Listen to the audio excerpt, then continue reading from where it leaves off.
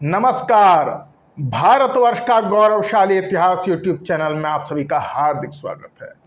आज की वीडियो में हम सम्राट अशोक के चतुर्दश शिलालेखों में से 13वें शिलालेख के बारे में चर्चा करेंगे। सम्राट अशोक अपने 13वें शिलालेख में कलिंग विजय एवं उसमें हुए रक्तपात का उल्लेख करते हुए कहता है कि धर्म विजय का मार्ग ही उत्तम है। शाहबाजगढ़ी से मिले चतुर्दश शिलालेखों में 13वें शिलालेख की 11 पंक्तियों के भाव इस प्रकार हैं। 8 वर्षों से अभिषिक्त देवों के प्रिय प्रियदर्शी राजा से कलिंग विजित हुआ। 1.5 लाख प्राणी वहां से बाहर ले जाए गए अर्थात बंदी बना लिए गए। 1 लाख घायल हुए और उससे भी अधिक संख्या में मरे। तत्पश्चात अब कलिंग उपलब्ध होने पर देवों का प्रिय धर्मशील धर्मकाम और धर्मानुशासन में प्रवृत्त हुआ। सो कलिंग के विजेता देवों के प्रिय को अनुशय अर्थात अनुशोचन अथवा पछतावा है, क्योंकि मैं विजित देश को अविजित ही मानता हूँ। यदि जन का वध, मरण अथवा उपवाह अर्थात बंदी बना लेना होता है, यह देवों के प्रिय से अत्यंत वेदनीय और गुरु अर्थात भारी माना गया है।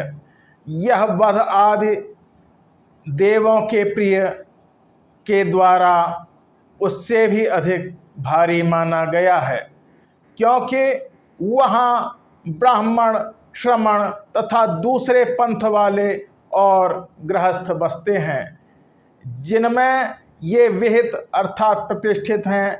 सबसे पहले भरण पोषण, माता पिता की शुश्रूषा, मित्रों, प्रशंसितों, सहायकों, संबंधियों, दासों एवं भृत्यों के प्रति सम्यक बर्ताव तथा दृढ़ भक्ति। उनका वहाँ अपघात अथवा वध अथवा सुख से रहते हुओं का विनिष्क्रमण अर्थात देश निकाला होता है, अथवा जिन व्यवस्थित लोगों का दृढ़ स्नेह अक्षुण्ण है, उनके मित्रों, प्रशंसितों, सहायकों और संबंधियों को दुख की प्राप्ति होती है, इसलिए उनका भी अपघात हो जाता है। यह दशा सब मनुष्यों की ही है, पर देवों के प्रिय द्वारा अधिक भारी मानी गई है। ऐसा कोई जनपद नहीं है जहां ब्राह्मणों और श्रमणों के वर्ग न हो। कहीं भी जनपद में ऐसा स्थान नहीं है जहां मनुष्यों की किसी न किसी पंथ में प्रीति न हो। सो तब कलिंग के उपलब्ध होने पर जितने जन मारे गए, मर गए और बाहर निकाले गए, उनमें से 100वां या 1000वां भाग भी देवों के प्रिय से भारी अर्थात खेदजनक माना जाता है।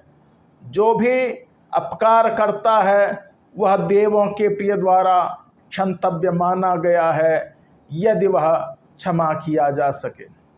जो भी आटवियों अर्थात वन्य प्रदेशों के निवासी देवों के प्रिय के द्वारा विजित राज्य में हैं, उन्हें भी वह शांत करता है और ध्यान दीक्षित कराता है। अनुताप अर्थात पछतावा होने पर भी देवों के प्रिय का प्रभाव उन्हें कहा जाता है, जिससे वे लज्जित हों और मारे न जाएं। देवों का प्रिय भूतों अर्थात प्राणियों की अक्षति, संयम, समचर्चा और मोद वृत्ति की इच्छा करता है। जो धर्म विजय है वही देवों के प्रिय द्वारा मुख्य विजय मानी गई है। पुनः देवों के प्रिय की वह धर्म विजय यहाँ और सीमांत राज्यों में उपलब्ध हुई। 600 योजन तक जहाँ अंत्योक नामक यवन राज है और उस अंत्योक से ही परे 4 राजा तुरमय, अंतिकनी, मक और अलिक सुंदर हैं, और नीचे चोड़, पांड्य एवं ताम्रपर्णी तक वह धर्म विजय उपलब्ध हुई है। ऐसे ही यहाँ के राजा के विषय में यवनों और कंबोजों में, नाभक और नाभपंथी में, भोजों और पितनिकों में तथा आंध्रों और पुलिंदों में सर्वत्र देवों के प्रिय धर्मानुशासन का अनुवर्तन करते हैं। जहाँ देवों के प्रिय के दूत न भी जाते हैं, वे भी देवों के प्रिय के धर्मव्रत को, विधान को और धर्मानुशासन को सुनकर धर्म का अनुविधान करते हैं और अनुविधान करेंगे। अब तक जो विजय उपलब्ध हुई है वह सर्वत्र प्रीति रस वाली है। वह प्रीति धर्म विजय में गाढ़ी हो जाती है, किंतु वह प्रीति निश्चय ही लघुतापूर्ण है। देवों का प्रिय परत्रिक अर्थात पारलौकिक प्रीति को महाफल वाला बताता है। इस अर्थ के लिए यह धर्मलिपि लिखवाई गई है, जिसमें जो मेरे पुत्र और प्रपौत्र हों वे नवीन विजय को प्राप्त करने योग्य भी माने। स्वरस से प्राप्त विजय में शांति और लघुदंडता को पसंद करें तथा उसको ही विजय माने जो धर्म विजय है। वह धर्म विजय इहलौकिक और पारलौकिक फल देने वाली है। जो धर्मरति उद्यम से उत्पन्न आनंद है वही सब प्रकार का आनंद हो, क्योंकि वह आनंद इहलौकिक और पारलौकिक फल देने वाले हैं।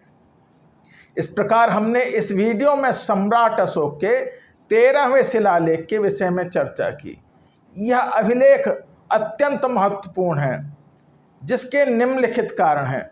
नंबर 1, इसमें सम्राट अशोक की कलिंग विजय एवं उसमें हुए भीषण रक्तपात की चर्चा है, जिससे देवों के प्रिय प्रियदर्शी राजा को अत्यंत दुख एवं खेद का अनुभव होता है और वह धर्म विजय के मार्ग को ही श्रेष्ठ बताता है। इसमें अशोक के राज्य विस्तार एवं उसके सीमांत राज्यों एवं राजाओं का भी उल्लेख मिलता है। लेख की 8वीं पंक्ति में उल्लेख है कि यवनराज अंत्योक 600 योजन की दूरी पर है, अर्थात राजधानी पाटलिपुत्र से यवनराज अंत्योक का राज 600 योजन की दूरी पर स्थित था, जो उसका सीमांत राज्य है। इस लेख में सम्राट अशोक धर्म विजय को इहलौकिक और पारलौकिक फल देने वाला बताता है। अपने पुत्र एवं प्रपौत्रों को भी वह इसके अनुपालन करने का निर्देश देता है। इस लेख से पता चलता है कि सम्राट अशोक अपने समय का अत्यंत प्रभावशाली शासक था। उसकी नीतियां मात्र उसके ही राज्य में नहीं अपितु उसके सीमांत राज्यों में भी पालन कराई जाती थी। इसके अतिरिक्त जिन राज्यों में उसके राजदूत नहीं जाते थे, वे राज्य भी उसकी नीतियों का अनुपालन करते थे। इस प्रकार हमने वीडियो के इस भाग में सम्राट अशोक के 13वें शिलालेख के बारे में चर्चा की। अगली वीडियो हम सम्राट अशोक के 14वें शिलालेख के बारे में चर्चा करेंगे। मेरे साथ जुड़े रहने के लिए आप सभी का बहुत बहुत हार्दिक धन्यवाद। नमस्कार।